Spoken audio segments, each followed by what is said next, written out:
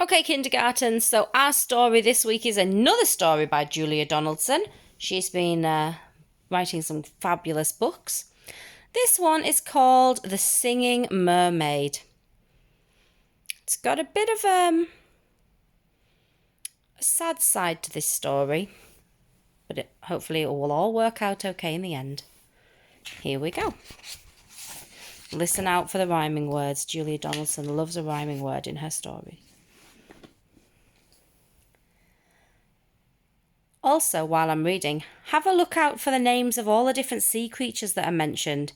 Maybe you could have a look on the internet and see if you could find out anything about the different types of sea creatures in this story, because there are lots of different ones named. Anyway, here we go. Did you ever go to Silver Sands on a sunny summer's day? Then perhaps you saw the mermaid who sang in the deep blue bay. She sang to the fish in the ocean, to the haddock, the hake, and the ling. Then they flashed their scales and they swished their tails to hear the mermaid sing. And sometimes the singing mermaid swam to the silvery shore. She sat and combed her golden hair, and then she sang some more. She sang to the cockles and mussels. She sang to the birds on the wing. And the seashells clapped and the seagulls flapped to hear the mermaid sing. When Sam Sly's circus came to town, Sam took a stroll by the sea. He heard the mermaid singing, and he rubbed his hands with glee. He said, "I can make you rich and famous. I can make you rich," he said. "You shall swim in a pool of marble. You shall sleep on a fine feather bed. You shall sing for the lords and the ladies. You shall sing for the queen and king. And the young and the old will pay good gold to hear the mermaid sing." Don't go," cried the seagulls, and the seashells warned, "He lies." But the mermaids listened to old Sly Sam, and she smiled as she waved her goodbyes.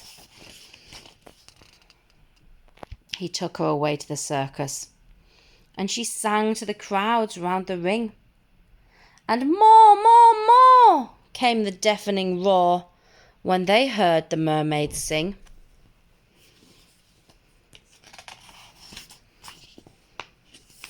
Now the mermaid shared a caravan with Annie the acrobat, and Ding and Dong the circus dogs, and Bella the circus cat. She made good friends with the jugglers, and the man who swallowed the fire, and the clown with the tumble-down trousers, and the woman who walked on the wire. But she wasn't friends with old Sam Sly. No, she didn't care for him, for he made her live in a fish tank where there wasn't room to swim. There was no pool of marble, and there was no feather bed, and when she begged him, "Set me free," he laughed and shook his head. All summer long the circus toured, all autumn, winter, spring. And many a crowd cheered long and loud to hear the mermaid sing. But the mermaid dreamed of silver sands, and she longed for the deep blue sea, and her songs grew sad, and again she said, "I beg you, set me free." But again he laughed and he shook his head, and he told her, "No such thing. Here you will stay while people pay to hear the mermaid sing." At Silver Sands a seagull was flying to his nest, when on the breeze he heard a song which he loved the best. He followed the song to a caravan. Sam Sly was about to lock it. The seagull watched as he turned the key and slipped it inside his pocket. The seagull waited till Sam was gone. Then he perched on the windowsill and tap, tap, tap at the window he tapped with his yellow bill. Come back to Silver Sands. It's only a mile away. I can find the key and set you free if you'll come back home to the bay." "Escape!" barked the dogs. "Escape!" meowed the cat. But the mermaid sighed, "I'd fail, for how could I walk to Silver Sands when I only have a tail?" "Like this!" cried Annie the acrobat, and she stood upon her hands. "This is the way, the only way, to get to Silver Sands. Right hand, left hand, tail up high. There's really nothing to it. If I give you lessons every night, you'll soon learn how to do it."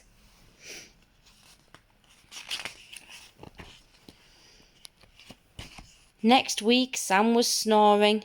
The seagull stole the key. He carried it off to the caravan, and he set that mermaid free. And he flew ahead to guide her as she walked upon her hands, all along the moonlit road that led to Silver Sands.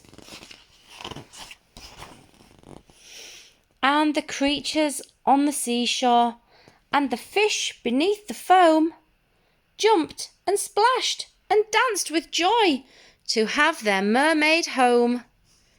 And she sang to the cockles and mussels, and she sang to the birds on the wing, and the seashells clapped and the seagulls flapped to hear the mermaid sing.